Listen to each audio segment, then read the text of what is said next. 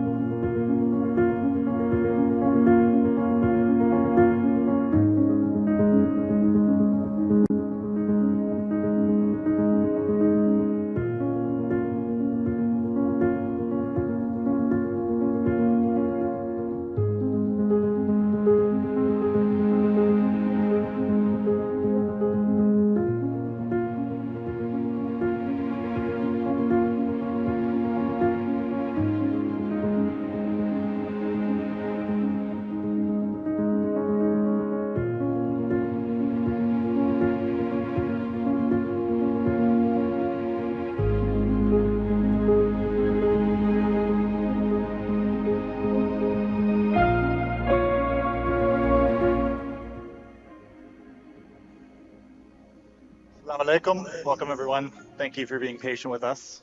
Your Excellencies and to everyone online, we'd like to welcome you for the 5th edition of PIF Talks. My name is Alexander Wood. I'll be the moderator for today's session. Previously, if you're able to tune in, we spoke about the future of coffee in the region, the future of real estate and executive management, but today's conversation hopefully will be very exciting. And at the end as well, we'll be having a Q&A, so please kind of make some notes throughout the session if you can. If you'd like to ask a question, we'll welcome that at the end.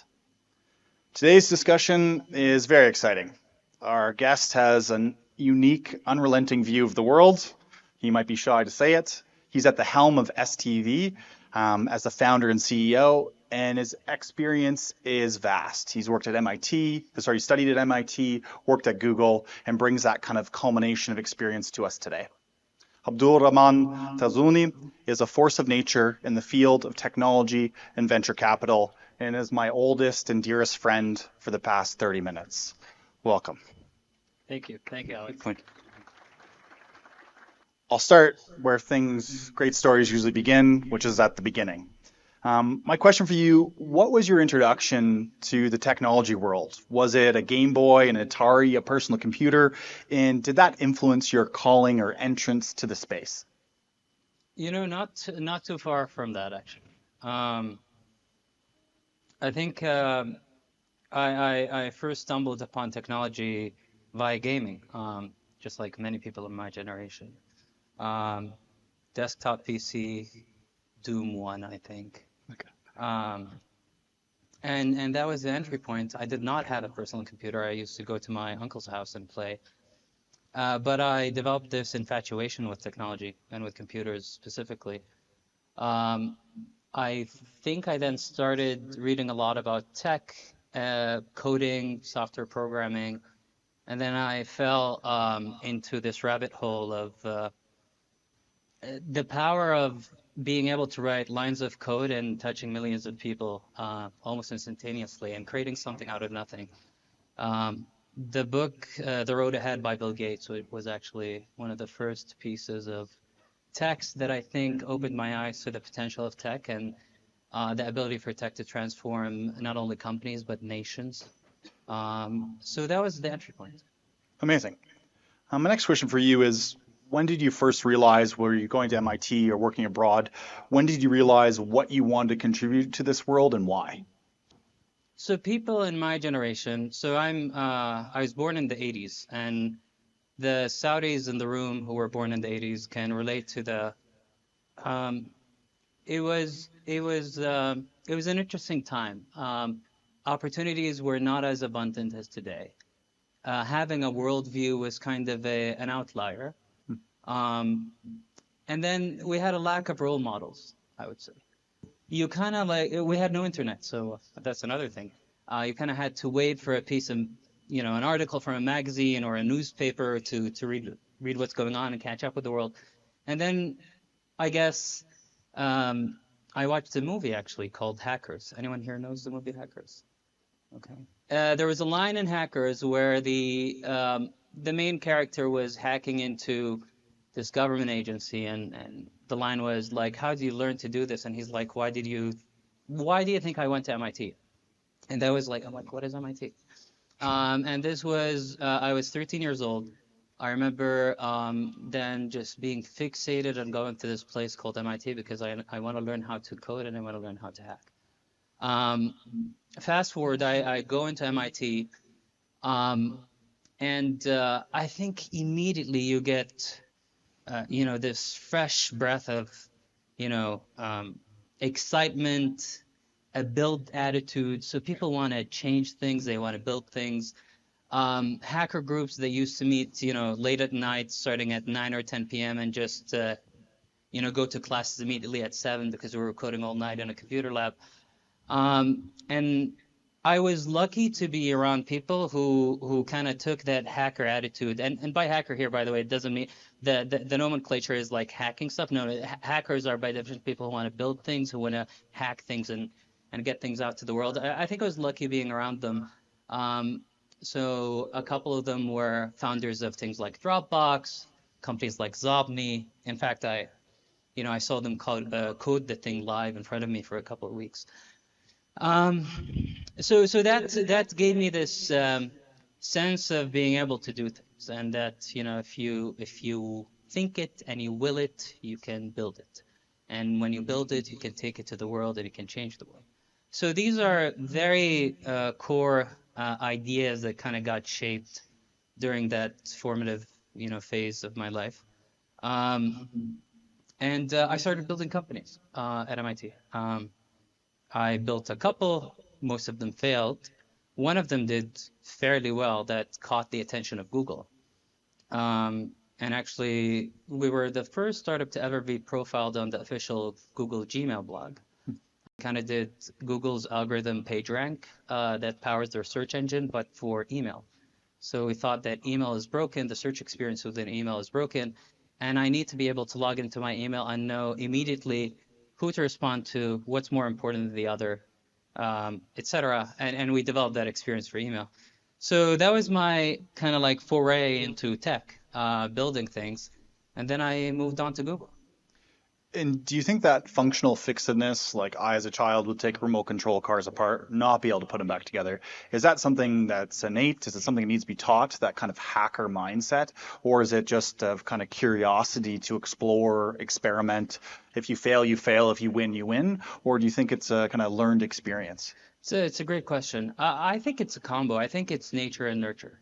I think it takes both. Some people have it, some people don't. But in many cases, you can see examples. You can think of many people in which nurture played a significant role. You plant someone in the right environment, you create the right, set of variables around them, and they become excited. They want to build. They want to, tinker with things.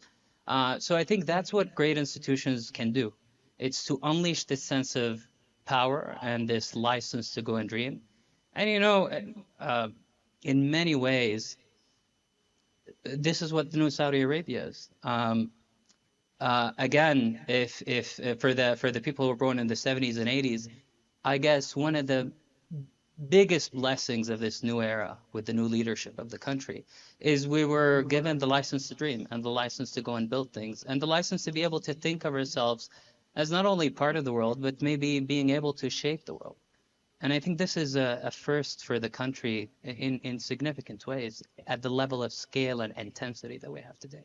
which is super exciting. And that's amazing.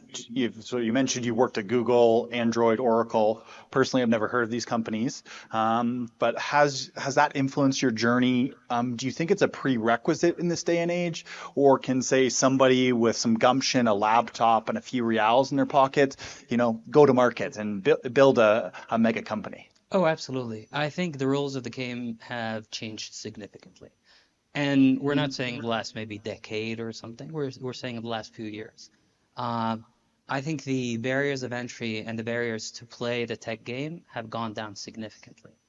And you look at any, these trendy technologies that are, shaping the new narrative of tech or even creating value.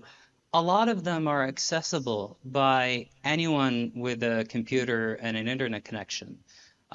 This was not the case before, and you can go and look at piles of source code and piles of commoditized modules and build things and take them out to the world and ship them immediately.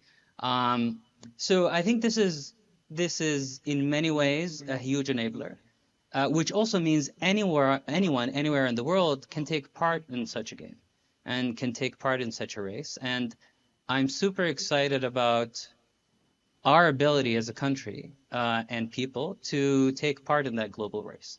And I truly believe we have the ability to do that. I was thinking about it a few days ago, and in many ways we keep talking about different revolutions, right? We talk about the agri-revolution and how agriculture kind of like step changed GDP, and then we talk about the industrial revolution and how it kind of created this whole new plethora of industries. And now we're in the tech revolution. And it hit me that Saudi Arabia, in many ways, kind of, I don't think a lot of people appreciate this, but I think Saudi, in many ways, won the Industrial Revolution, even though we don't think, of it that way. But I think when you look at the Industrial Revolution, machines and automation and everything is powered by energy. And you can think of it that Saudi Arabia actually won globally because they kind of perfected the industry of powering things with oil and gas. And they're now going and becoming an energy giant and pioneer in the world. And having won that revolution at the source of powering the revolution, what can we do to win the next revolution at the source? And I think it will take a number of things to come together. And I'm excited that we are putting those ingredients in place. And in many ways, what is tech? Tech is a combination of an abundance and an intensity and a critical mass of talent and minds, capital, data, and a regulatory environment that allows these ingredients to work together to create value. And I think we have no shortage of capital. I think the regulatory environment is increasingly agile and modern to allow for these innovations to happen in the country. And I think talent is the challenging one. I think if we crack the talent dimension and be able to essentially position our markets and our region as the best place to absorb capital to good use in tech and build things that are not only regionally relevant but globally relevant, coupled with this amazing regulatory infrastructure and government support and the top-down will to make it happen, I think we have an honest shot at making it work. That's amazing to hear. What do you think the catalyst of that is? It young entrepreneurs getting out there, getting their hands dirty? What do you think is the main kind of tipping point to get us where we need to be? I think it's not going to be it's not going to happen overnight, and it's not going to be easy. And I think it's a long-term plan, and I think there are milestones that we need to check at various points to make sure that we're heading in the right direction. But I think, as they say, never underestimate a small group of strongly motivated individuals to change the world. Indeed, that's the only thing that ever changed the world. And I think that's what's going on in Saudi Arabia. I think, we have an incredible leader who we draw inspiration from, who fueled the country with a level of ambition that is unseen. where resources are coming together to achieve that level of ambition, where everyone has a license to go and build things in the country and think globally. And I think this is now creating this flywheel effect. A lot of people are coming in and want to be part of the Saudi build-up story. Funny story. Like there are tipping points, right? And I think the tipping point for me to understand that everyone is now excited about the Saudi story and everyone who matters. A critical mass of my colleagues in Google, including people who built some of the most sophisticated proprietary tech on a worldwide basis, were pinging me over the last month or so and are saying, "Hey, old colleague, I want to learn about your country." So this really just means there is a threshold that got broken. We're globally relevant, and we will utilize and leverage that to the maximum ability we can.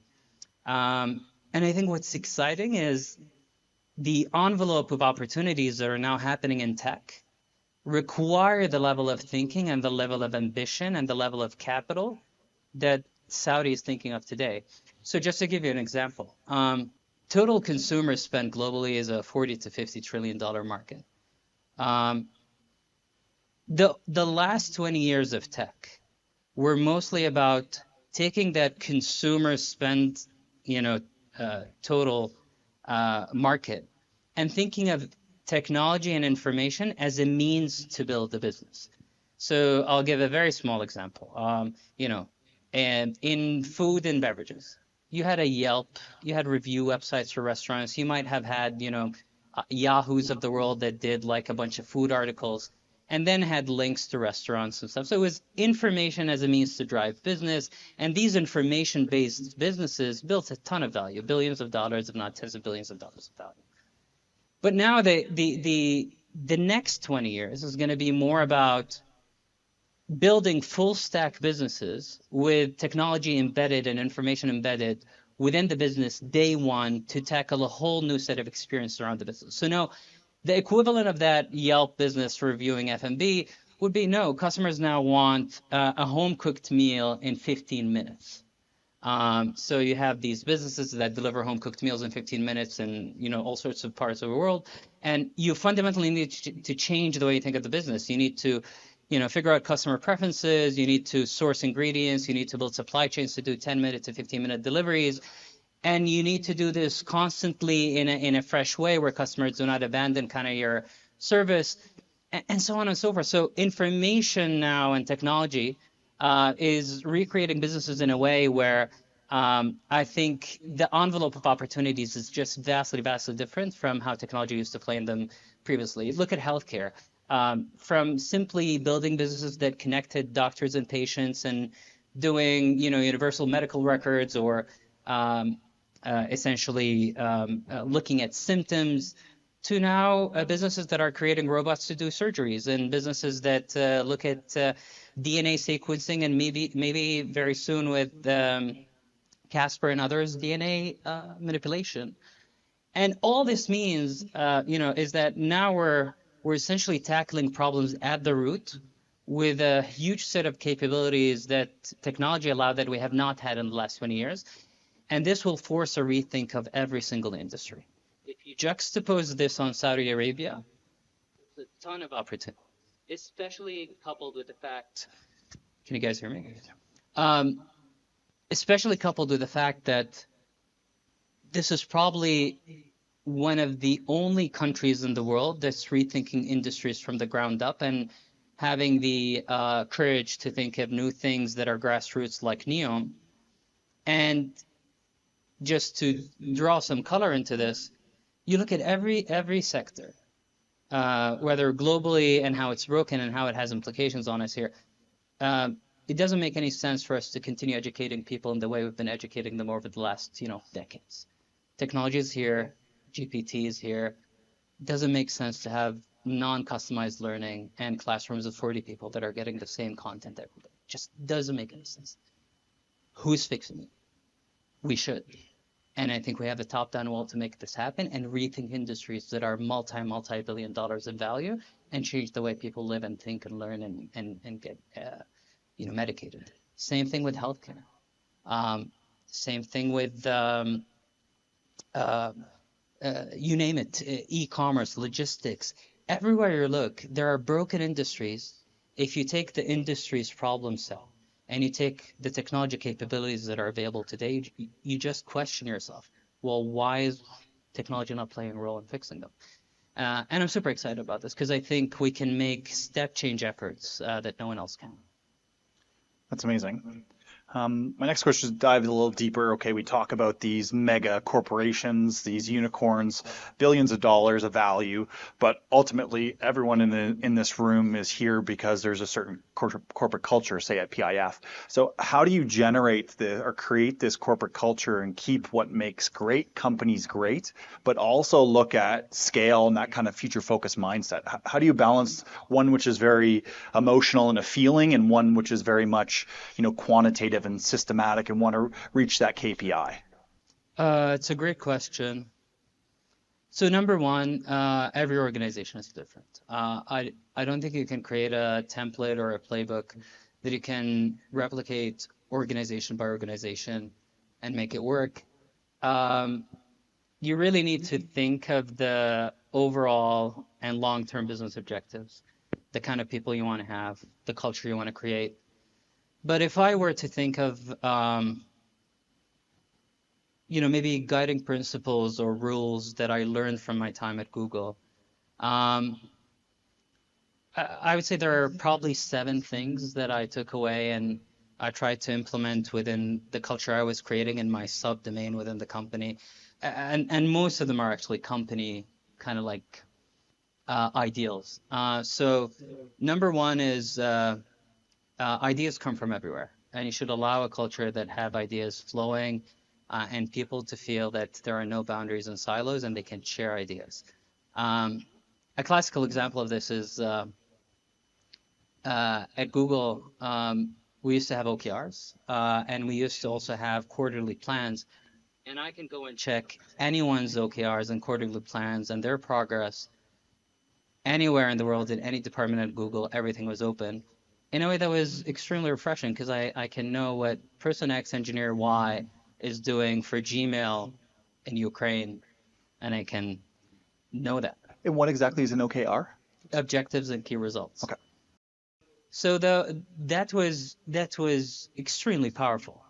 You're essentially encapsulating all organizational knowledge and making it accessible. There is also a classical example. I'm not sure how many of you know this, but there was a really big algorithmic problem at Google that they were trying to solve, the search engine. A bunch of the top engineers at Google sat in a meeting room and they drew these very detailed schematics of the search engine. Some of it are extremely confidential, but Google has an amazing culture of keeping confidentiality, but everything internally goes. And then another set of engineers walked into the room and saw the schematics and are like, they essentially spent a good 2-3 hours just solving the problem of the previous team.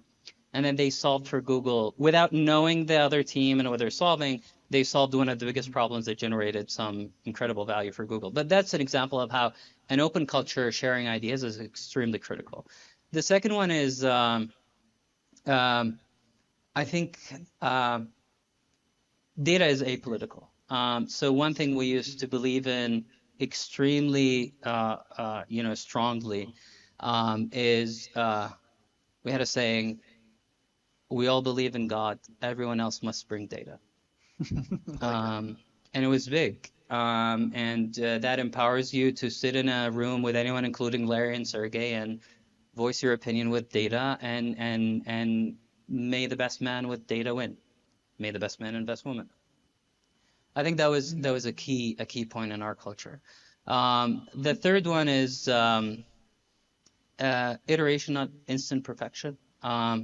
I think a lot of us can fall into the trap of analysis paralysis and over-engineer data and over-engineer plans.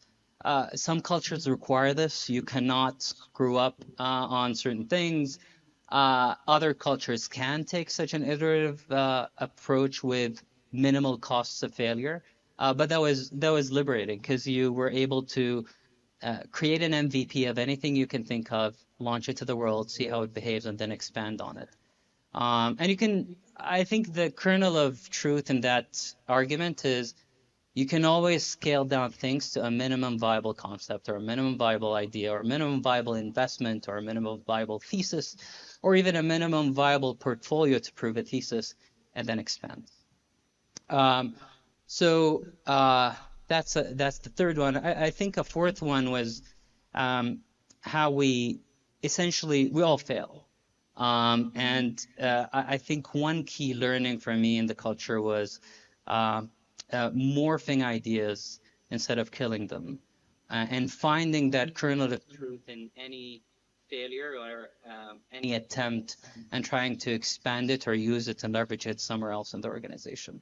I think there are many cases of this. You guys know of Google's failed attempts in social, so Google Plus and Google Wave and all these things. And I think, or Facebook's internet balloons. There's like many innovative ideas that on paper seem like they're very strategic and will transform the world, but often in execution don't meet the expectation. 100%.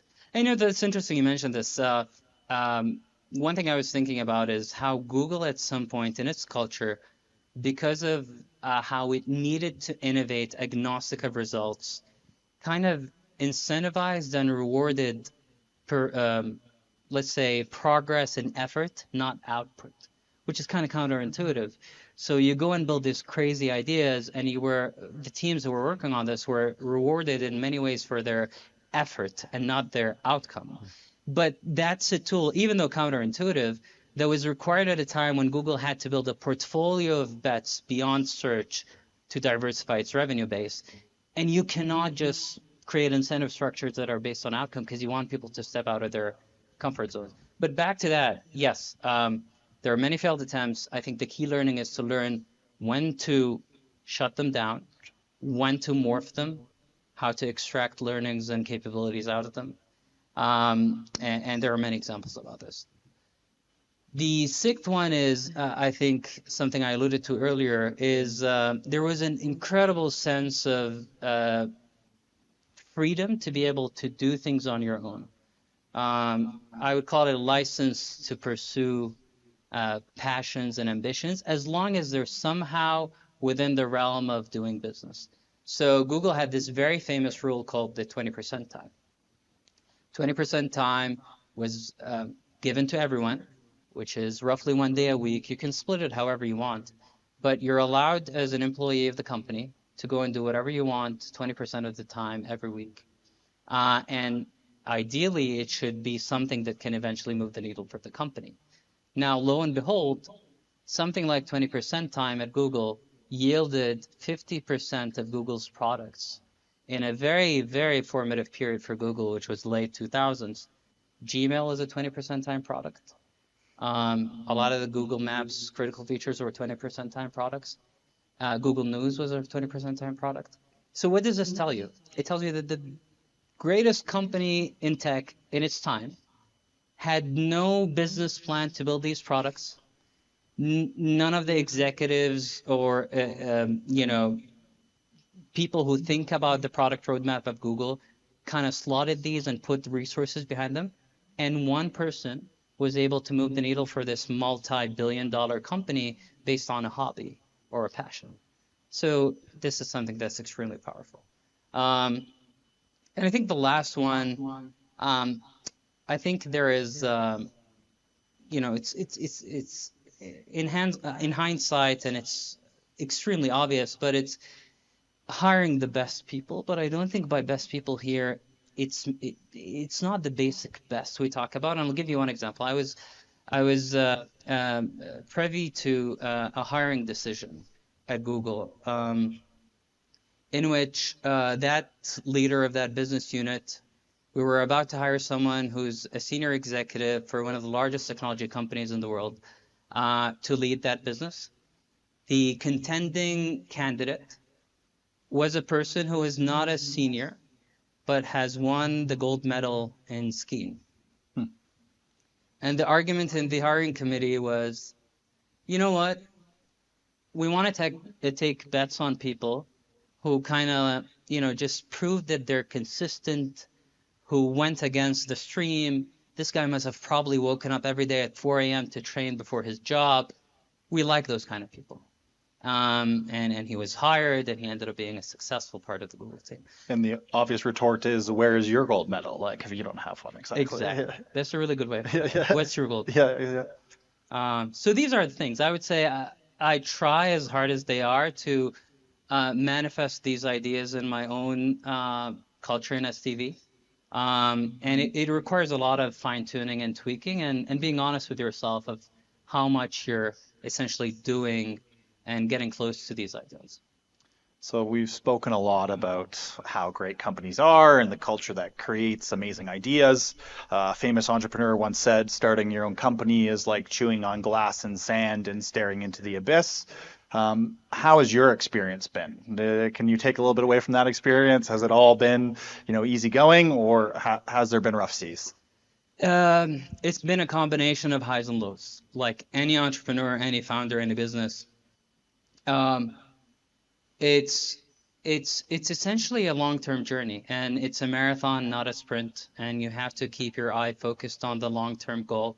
And you have to create a syndicate of believers and mission-oriented people around you to make things happen. And this is a key point. I think being mission-driven. So people keep speaking of passion, and you have to pursue your passion.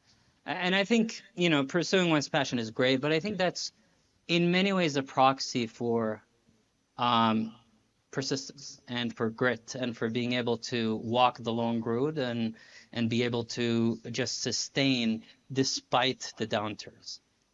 Businesses go through downturns all the time. The greatest of the greats, you guys know probably a lot of these stories, from the Elons, SpaceX's, down to the Googlers, down to the Jeff Bezoses of the world. There were instances in which these great companies today were about to fail and were about to fold, and they were, minutes on the hour from securing funding and securing funding. And that's the reality of the game. It's a tough game, but if you believe, that sense of mission and that sense of passion is the only thing that can keep you going, because it's extremely easy to give up. And by definition, creating these new ventures is a fight against inertia, right? The world, laws of physics. It takes a lot of energy to change the state of things, and things want to be naturally, organically in a constant state, and change is the enemy of essentially physics. So you're fighting inertia every day, and it takes a lot of effort.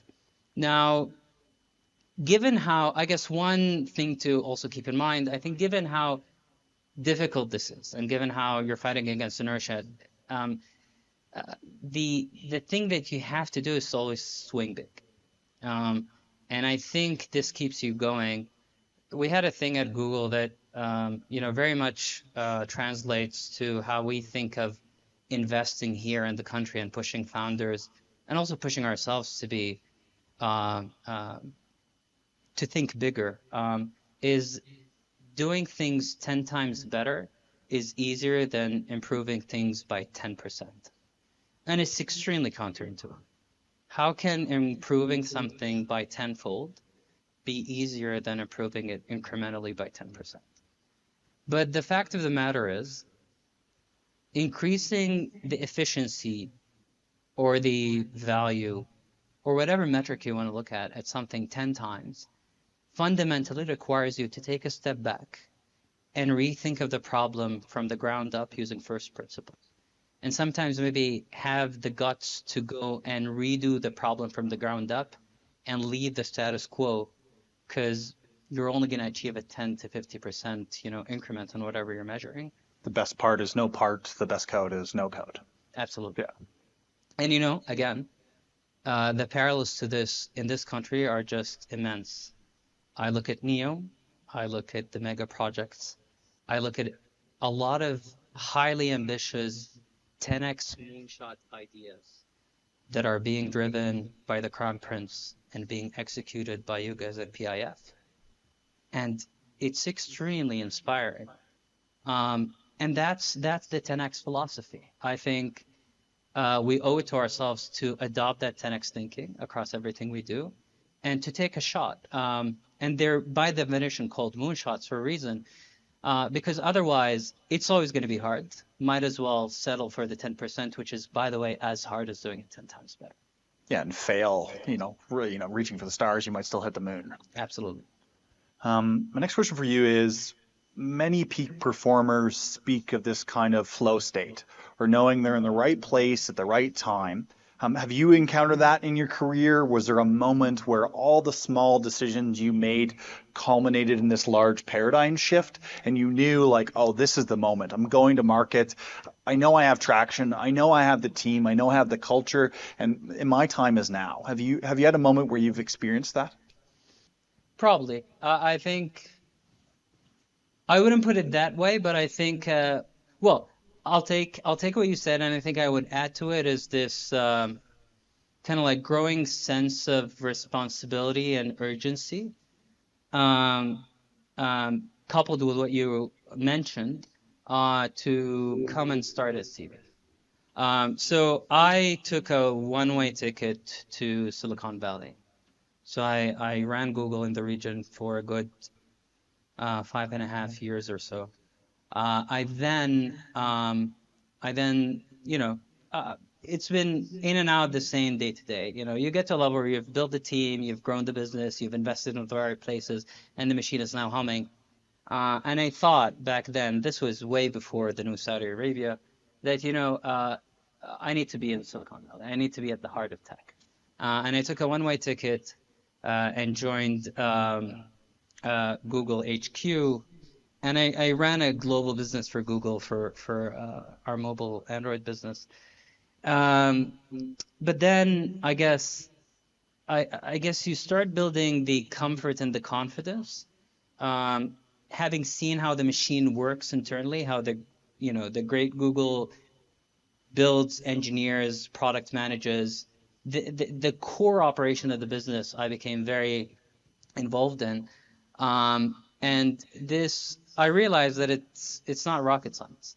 Unless you're building rockets. Yes, and even that is not rocket So science. fair enough, yeah. So I guess there was a tipping point in believing in the mission that we need to do this in Saudi Arabia, that it doesn't take a genius or rocket scientist to do this stuff, and it's a combination of the things we discussed earlier: capital, talent, etc. And I think, to your point, that's when I felt immense flow, and I decided that it's time to go back and build STV. And I really think that, juxtapose this with the opportunity set that it's creating or is being created in the market. Vision 2030 is infusing lots of energy and capital and resources. We're also, the region is probably over the next 7 years, primarily anchored by Saudi Arabia, is going to be, in my opinion, the tech alpha investment-wise over the next 7 years vintage. I think the culmination of everything we talked about, ingredients, whether it's leadership, government, resources, absorption of talent, capital, I think is creating an opportunity set that is unparalleled. And I'll just give you one example. Saudi might be the starkest image of the saying, the future is here, but unevenly distributed. So Saudi has an incredible topology of opportunities. Some feel like you're living in the year 2050. Some feel, you're living today. And some feel, believe it or not, from an opportunity point of view, are so basic infrastructural investments and layers that are 1990s. And this is particular to the internet and the technology landscape. So you see opportunities to create an e-commerce giant. You see opportunities to create fintech players. You see opportunities to create digital infra that in other parts of the world has been done and sealed, decades ago. At the same time, you see opportunities to create new forms of mobility, new forms of construction and buildings, new cities, healthcare, biotech that are out there. And this combo of diversity of investment opportunities and how the topology is so futuristic and sometimes not is an incredible landscape for an investor. And for those of you who want to geek out on this, I guess there's a reason for at least what's going on and how the topology looks like this in the tech internet space. And the insight we had, this was a study, we essentially went deep on at Google to understand where we invest across emerging markets, and Saudi was one of them.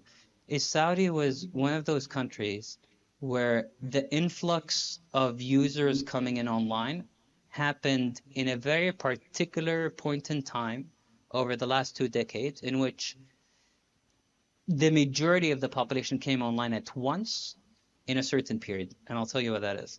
So there are 4 periods of the World Wide Web that kind of like behaved and shaped investments and industries as they went along. One was the 1990s to the 95s, and this is what we called the info web. This is when content came online, etc. You had the 95 to 2000 was the advent of the commercial web. So this is when the Amazons of the world came in, Fresh Direct, failed, etc. And then you had the 2000s to the 2005, which is essentially the social web. So this is when MySpace came up, Facebook, etc. ICQ, I believe. ICQ, absolutely. I can infer your age. Thank you. 2005 to 2010 is what I would call the entertainment web, the video streaming web. And I'd say onwards, you had a bunch of stuff. Like 2010 onwards, you had, AI and gaming web and a bunch of other stuff. The fact of the matter is, Saudi Arabia came online in a significant way, and its user behavior and its consumption behaviors were shaped by that era. They came in online in the mid-2000s, roughly 2004, 2005. What this means is the country has skipped 2 fundamental technology periods. They skipped InfoWeb, and they skipped Commerce Web. And Commerce Web, by the way, includes FinTech Web, payments and whatnot. What this means is our users came online in a significant way. Their consumption behaviors were shaped by 2 periods that are not info and commerce. And now you have these amazing gaps in info and commerce that remain to date unaddressed. I believe we still do not have a globally competitive e-commerce champion for the region. I am rooting for Noon to be that. I do not believe we have a fintech champion that reaches the ambitions of, what we have in terms of capabilities, and I think we're investing in the right places to be able to do that.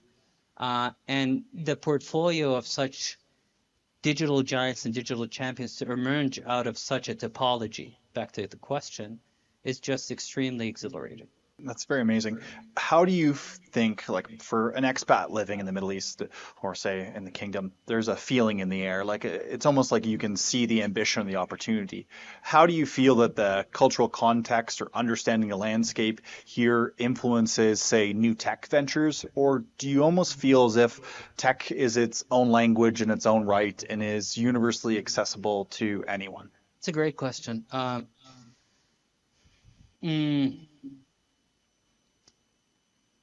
So can I interpret your question as saying, is tech local or global, and what's our role in that landscape? Yeah, so is the expansion here, do I need to have an in-depth understanding of the cultural landscape in order to, one, do business, to build partnerships, or is there a secondary parameter in which where the source code is binary, numeric, and can be read or accessible by any person if you speak Mandarin or you speak Arabic? I think technology is agnostic to everything. I think it's the ultimate language. I think it's the ultimate equalizer. I think it's the ultimate enabler. Technology is this amorphous kind of like creature that can be whatever you want it to be. Now, practically and pragmatically, what this means is you cannot, though, go and build a day one globally successful business. You have to play the technology game, which is solve user needs. And I do see a lot of cases here in which we tend to forget that. Technology is first and foremost a solution to a very specific user problem. And we tend to get excited about building things because of building them. But I guess the way to do this is to solve extremely well a set of user problems, win those users, expand from that to solving the same problem for more users. And that's horizontal scaling. At some point, when you've won enough of the share of wallet, trust, retention of that user base, you earn the right to go and build the second layer of the problem, and so on and so forth. So to answer your question, I think it's extremely difficult to build a globally relevant business day one. That does not mean that it's not doable, but the path to getting there should be one that is extremely focused, organic, built on very clear user engagement and user feedback. It's very easy to get stuck in a loop where, consultants and studies and research can guide that product roadmap. And I think it's important to just keep going back to first principles. Why are we doing this? What are we solving? And how can we measure progress? And how do you recognize that in companies? So say if you were looking at a portfolio of 10 companies, how do you recognize which ones are going to be more receptive to amplifying their value of the startup within a certain space? So it all starts in many ways ends with the founder. Founders are essentially the brain trust of any organization. And I think when I answer your question in a technology venture context, it requires a founder who's able to see the big picture, is highly coachable, to be able to balance two really hard things to balance, which is high level of conviction, ability to see a vision and take it through, but at the same time, manage the hurdles, the step backs, the pivots along the way, and maybe even, take on some of these pivots completely, 180 degrees fashion, and just abandon the vision. It's extremely difficult. And I think, so Steve Jobs used to call it, well, not himself, but people around him used to call this Steve Jobs distortion field. You need that in founders, as counterintuitive as it is, but you also need them to be able to have some room of coachability and listening. So back to your question, I think the founder needs to be able to drive a lot of these things and focus. And our job as investors is to be, to steer along the way and roll our sleeves when work needs to be done. But if the founder is not doing that daily, it's not going to work. That's great insight. My next question for you is just talking about, say, your business. For you, is it recognizing opportunities? Is it cultivating relationships? Is it your own unique competitive advantage of how you see the world? Is that the kind of strongest asset within your specific business? So our business is, we're in the business, I keep telling my team, we're in the business of essentially, we're in the business of creating and increasing the likelihood of multiple versions of the future of what Saudi Arabia can be. We don't know where it's going to fall, but our job as risk managers and portfolio managers is to think through different parallel universes of what the country is going to look like, where value is going to be created, and why each scenario is valid and the likelihood of them, and then bet on founders who can get us closer and closer to that version of the future. And this is the job of any venture investor. It's a really hard business. You'll never know what ends up happening. The feedback cycles are extremely long, 10 to 15 years. And it's difficult, let alone let alone the fact that the feedback cycles are that long for you to be able to know whether you're essentially right or wrong. But even from a personal point of view, one thing you have to develop extremely well in this business is patience and the ability to understand what's in your control and what's not in your control, Because 10 to 15 years of validation, by the way, really sucks. That's a long runway. It's a long time, and you have to keep feeding yourself data and knowledge and keep looking at metrics that kind of guide you, but vaguely to whether you're performing or not. The cool thing about this job is that if you're right, you're really right. And by the way, the misses are many. So 9 out of 10 ventures end up failing. That one essentially might return the whole fund, or even more, hopefully. But you know what's exciting in all this? Being a venture investor in Saudi Arabia is a very different flavor. I think the exciting part is you're part of a nascent industry that is truly moving the needle on the transformation of the country. Because despite these 9 failures happening, which is intrinsic in the model, these 9 are essentially going to move the needle on so many things. More capabilities in the country, business models that have been experimented with, lots of learnings, a critical mass of talent that has been residing. And I think the spillover effect and the secondary effect of this industry is incredible. So that's what keeps us going. I think it's a high sense of mission and tremendous focus on feedback cycles and being able to generate returns and understand where to invest next. And having that constant view of that portfolio of how the world is going to look like, which shrinks with time and you kind of figure out where to go. But it's, in many ways, it's a super exciting and fulfilling job. I think it's a critical component. And I think diversification of the economy, another way to look at what we're doing in other venture investors is we're a small cog in this big machine where our diversification ability is really high. I mean, the whole concept of venture investing is you're taking things from zero that do not exist today, and you do whatever it takes to make them be $1 billion plus companies or whatever your metric is. And that's in of itself, intrinsically, is a process of creating things that do not exist, that diversify. It's a diversification exercise intrinsically. And this is probably a very, very, very, very minute and infinitesimally small example to what's happening across the country. This diversification agenda and the economic engines that are being built across the country by PIF. We have ambitious targets, but that the secondary effects and the spillover effect is going to be incredible. And even like you said, okay, we have 10 companies, 9 of them fail. So those 9 companies, essentially everybody who works that company gets a master's degree in how to fail. So a lot of times if you fail well and you kind of embrace those failures and be plastic as an entrepreneur to be coachable, that you can then make your way through that experience and come out on the other side better prepared. The Twitters, for example, failed at the first instance and then, went to scale later. Absolutely.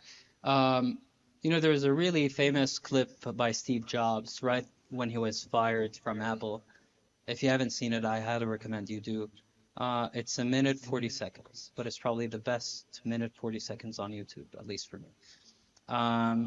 In which he described kind of what you just said, the molding effect, and it has a lot of parallels to our job as investors. But he says essentially that your life changes dramatically when you realize one simple truth, which is the world that we live in.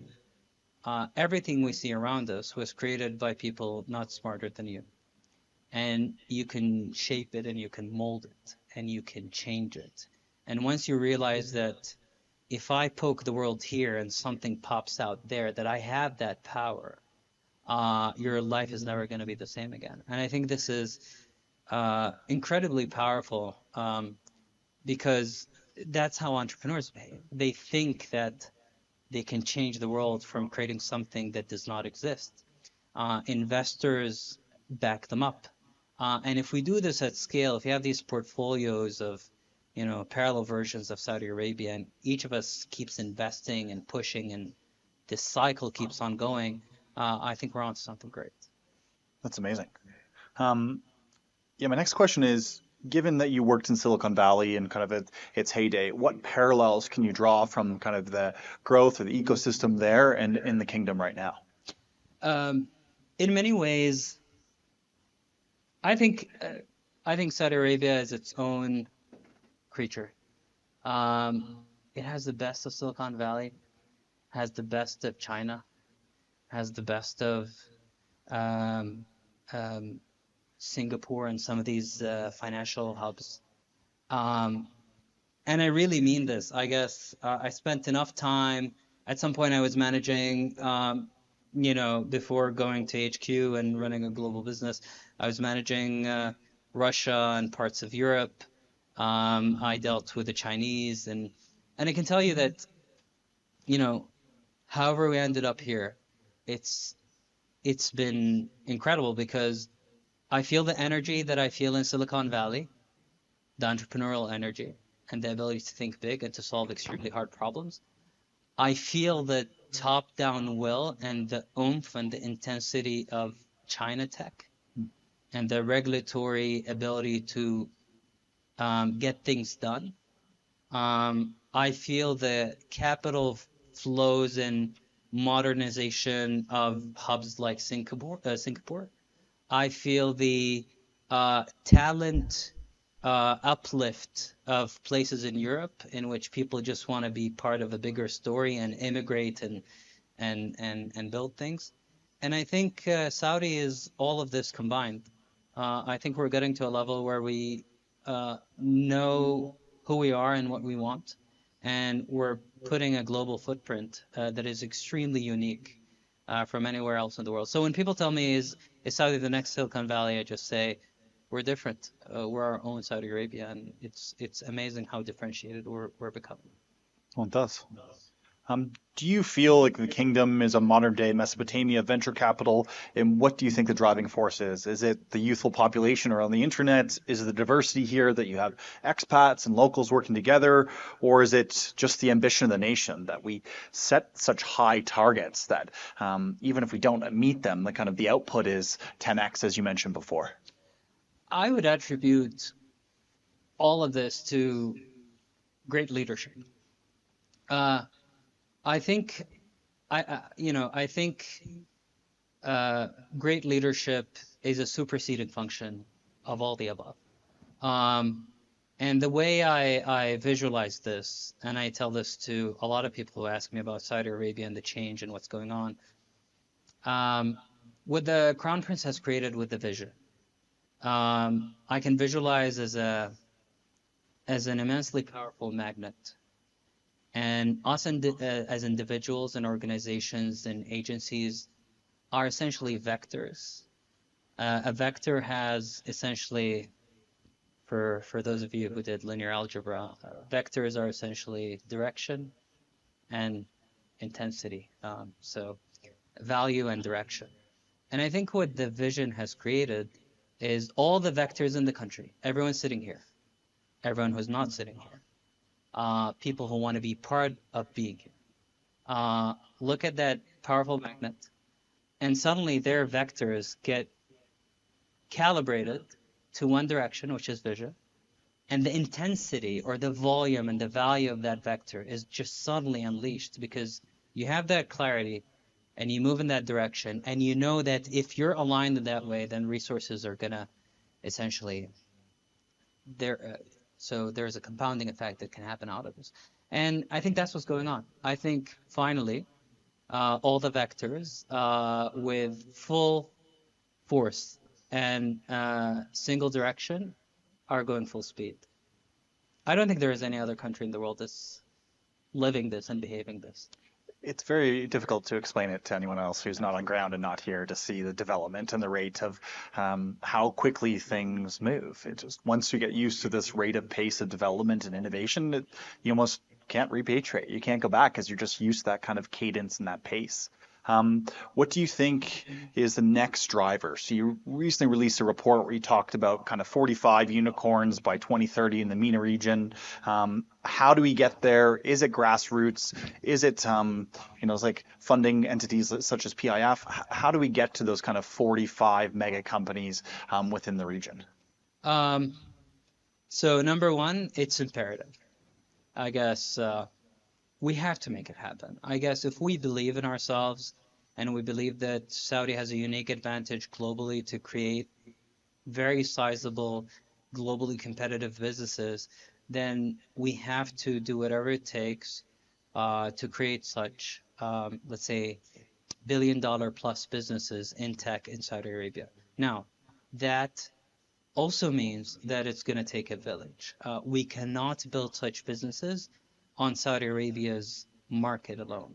These businesses need to be, by definition, cross-country, cross-border.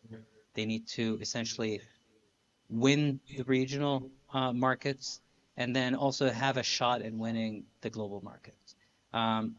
Now, to get there, we developed a playbook, essentially, and it's very straightforward. It's again not rocket science, but if you believe that the GDP of this country and the resources and the talents and the capability set and the capital available can get you 45 plus billion-dollar companies that are regionally focused, then you start backsolving. Where are they going to be? What's needed to get them to happen? And then you start essentially just looking at companies that play in really deep TAMs that can achieve these kind of valuations and multiples and attack a surface area of users of that big. And you go and invest a Series A check. And you bet on them to become number one. Playbook step one is make the Saudi player Saudi dominant. So you have to create Saudi champions. Step two is write a Series B, C check to get the Saudi champion now, the Saudi dominant champion, to be Middle East, North Africa dominant and champion.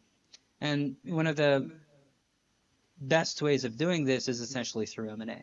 So you can capitalize these companies, and capital is a huge differentiator. You can capitalize these companies to be able to go and sweep up a lot of their comparables across markets, in adjacent markets in the Middle East, and then use that as a market entry point to start expanding that business within these markets. I think then step three is once you've consolidated your position of Saudi-backed, Saudi-built companies to become not only Saudi dominant, but MENA dominant, write a Series DE pre-IPO check to essentially get those companies to be listed within the Saudi Stock Exchange. And this is a critical part of the playbook because for you to create a flywheel effect where capital keeps flowing back and value keeps residing, and for your strategic objectives to essentially keep compounding, you need that capital cycle to continue within Saudi soil, on Saudi capital markets. The alternative would be, for investors is an M&A exit, right? And M&A exits are great, but then if you also have that angle of creating large local digital giants and champions, you do not want them to essentially just prematurely exit to a global M&A player who's using them for entry points into the market or whatever. So I think this is how we think about it, and this is what we would like to do. Amazing. Two more final questions for you, and then we'll open up to questions from the audience. You spoke about the unicorns. Where do you see these kind of futures of Arab tech unfolding? Is AI going to take over our jobs, or do we have a bit more job security? Is it Neuralink where we merge with machines? Where do you see these kind of core verticals changing in the future? So the simple answer is no one knows. And your job as an investor is back to the portfolio theory. So you have to build parallel versions of the future, invest in them, and potentially create hedges. So for each portfolio of a possible future that we think of, there's probably a similar kind of portfolio. And there could potentially be, if we're absolutely wrong, an antithesis or an anti-portfolio. And just to draw this idea a bit more clearly, I think, at some point, Saudi was predominantly exposed to oil and gas. And I think who was incredibly foresightful was we almost kind of built an anti-portfolio of that exposure through EVs and through renewable energy. Even Sear, that's local innovation for electric cars built on Saudi soil by Saudis. 100%. So in many ways, you've hedged that position, and you're doing extremely well here, and you will, inshallah, do extremely well there, and you created that hedge. And I think the same concept applies to answering your question.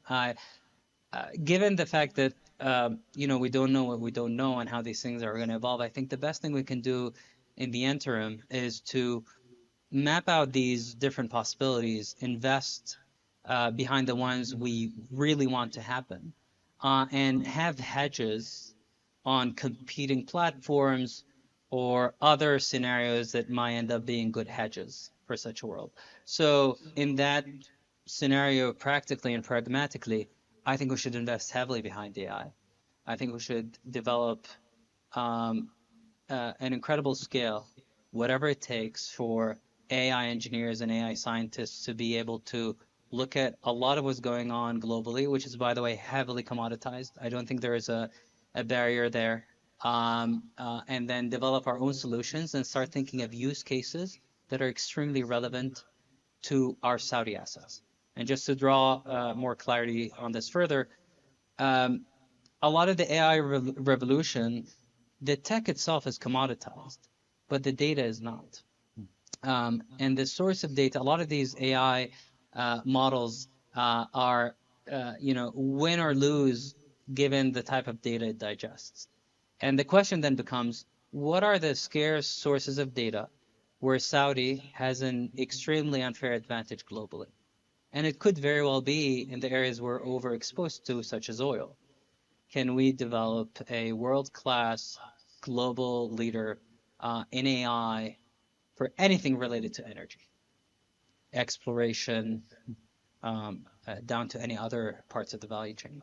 And I think that's one obvious, thing to look at.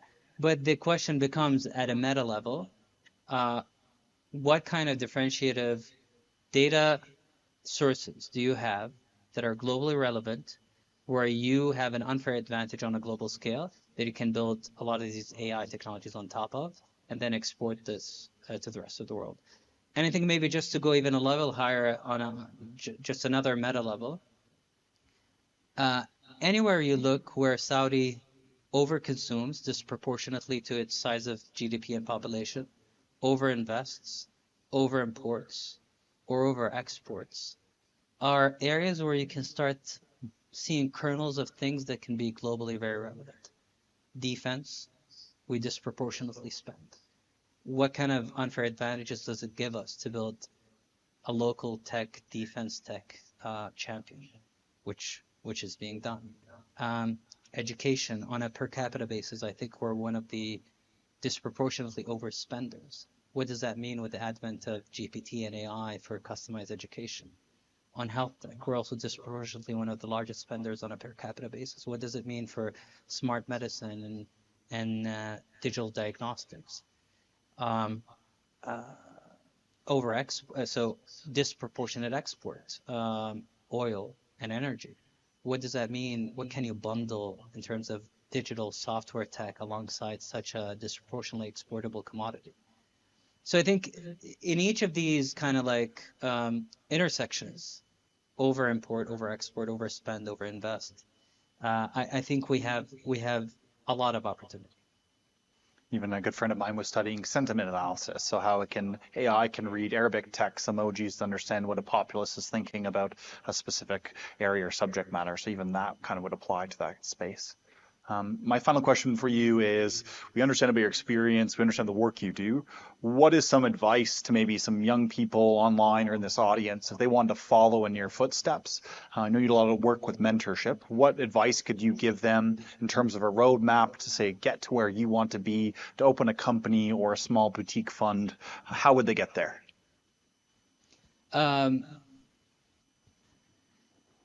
each one has their own style and journey and path and footsteps. So I guess number one is kind of attacking the premise of the question. Do not follow in anyone's footsteps. Carve out your own path.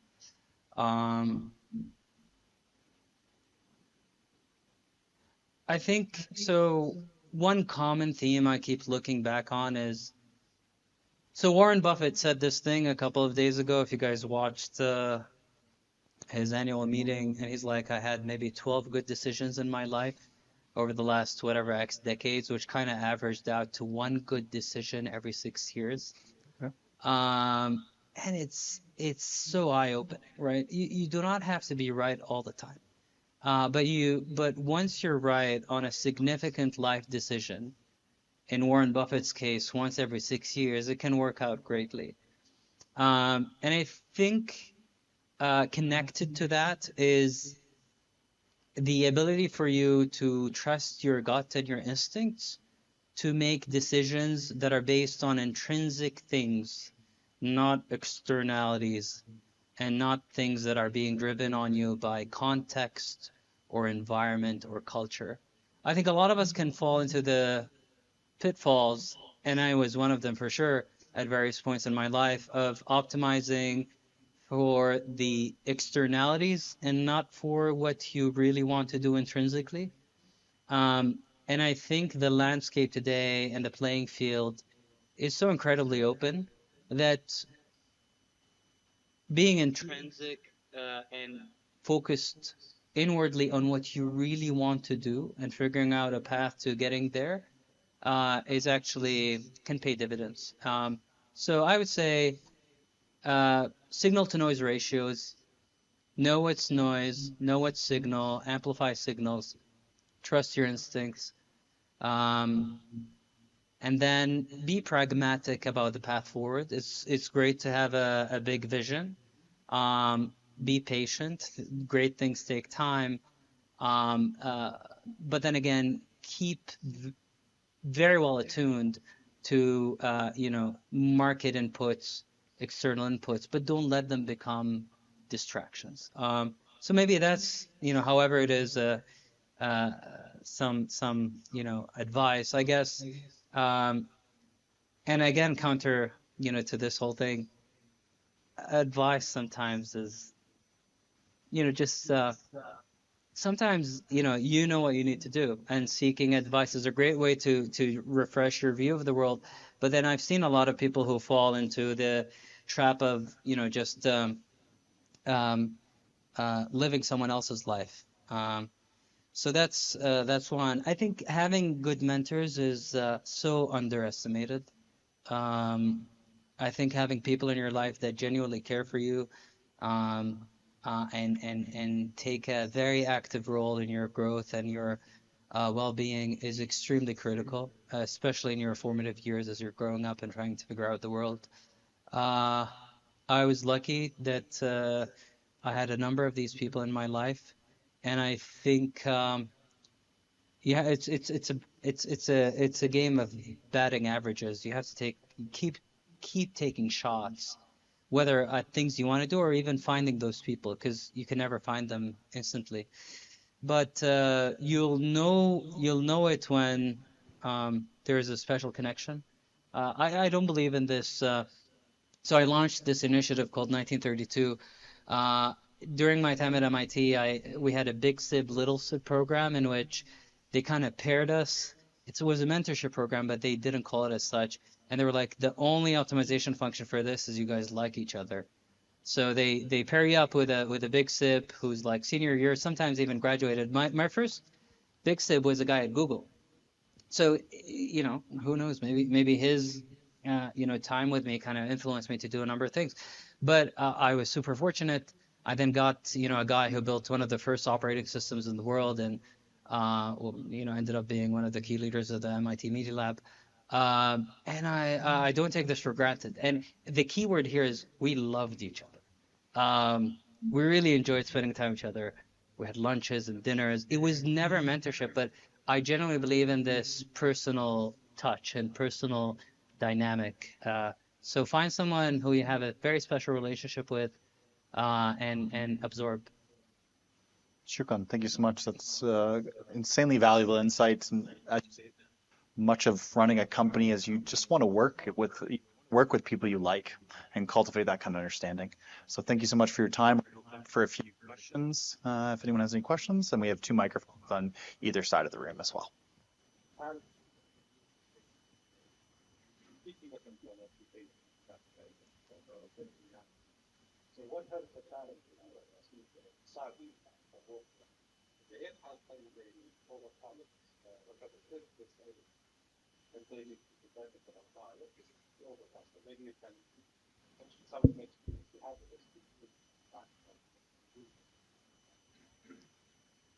Great question. I guess, so one thing that keeps me up at night is, do we have the critical mass of talent in the country to be able to meet the level of ambition and the targets we have? I think we're getting there. I think we're not there today. And this requires step change solutions. I don't think we have the time to figure it out because time is of essence. I think we need I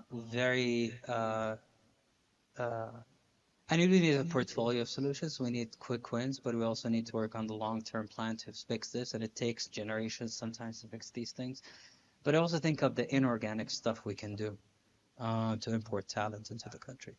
And I think it's, again, a flywheel effect. I think the fact that a lot of people are asking about Saudi, I think a lot of people, wanting to do work with PIF, see PIF as a beacon for opportunities and as a market maker that is, on a league of its own in the region. I think it's a really powerful thing.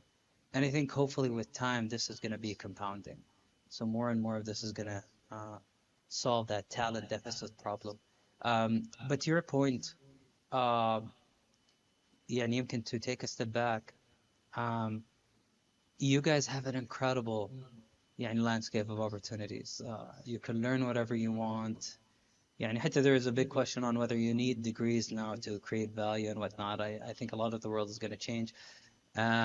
So there is Saudi talent, and then there is, given the level of ambition, I think we need much more than whatever Saudi has today in terms of talent. I think we need a good chunk of the global talent to come in and integrate themselves and be part of the Saudi build-up story.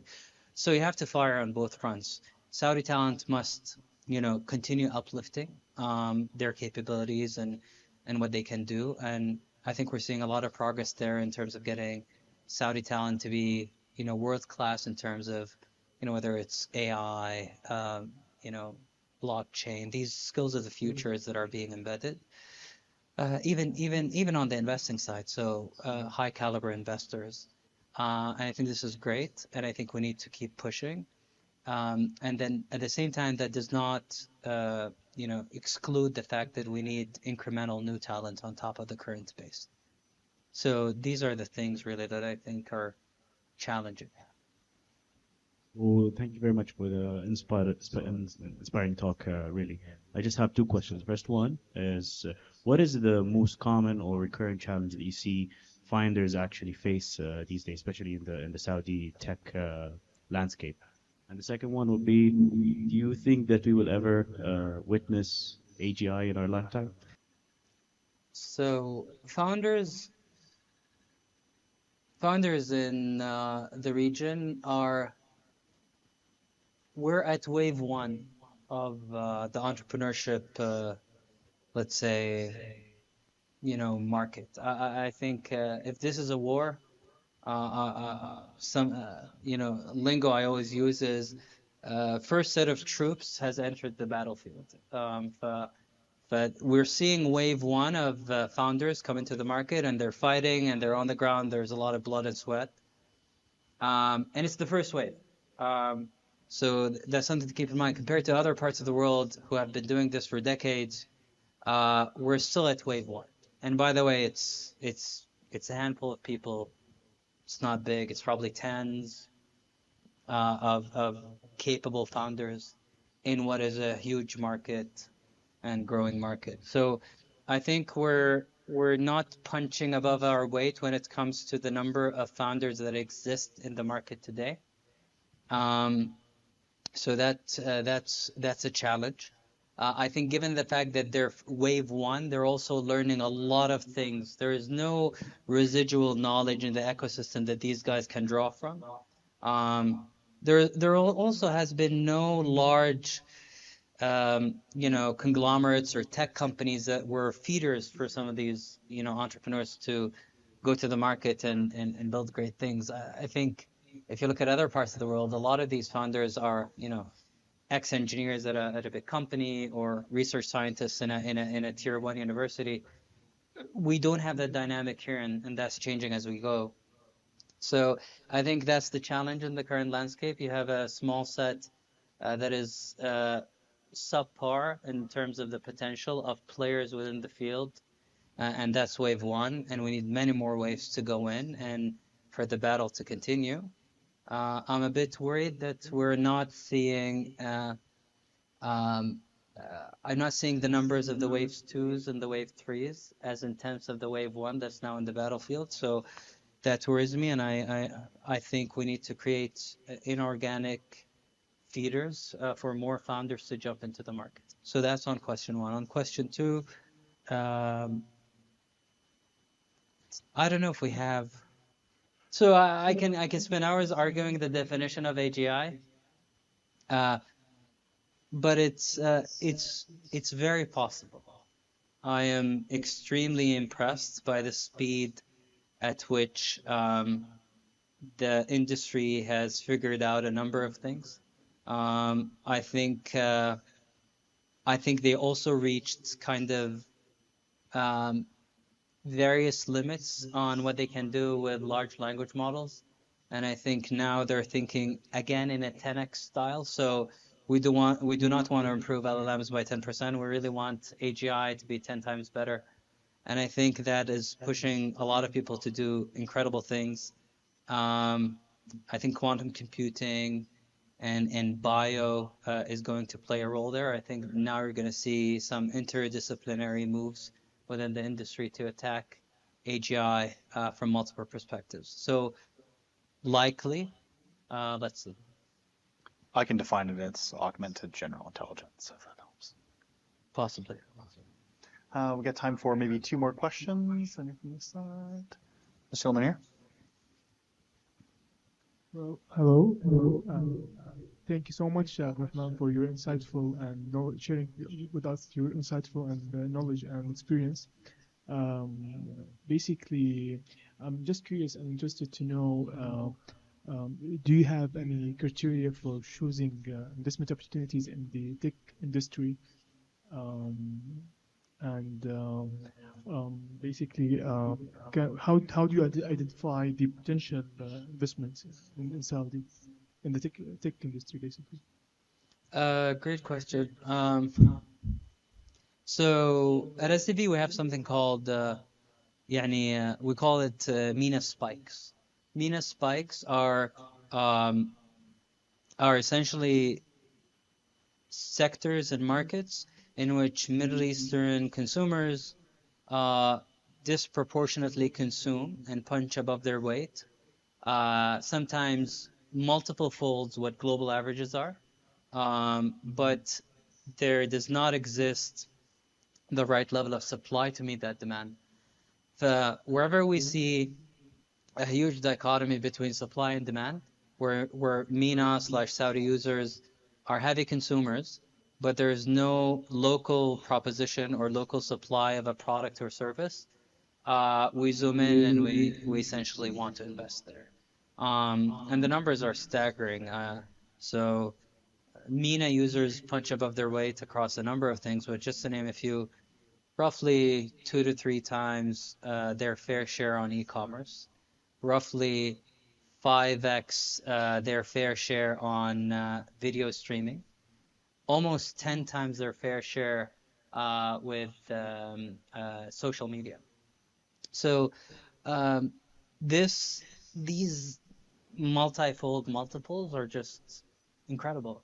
The problem is the supply side are all global businesses who do not add a lot of value to your economy, who essentially do not localize fast enough.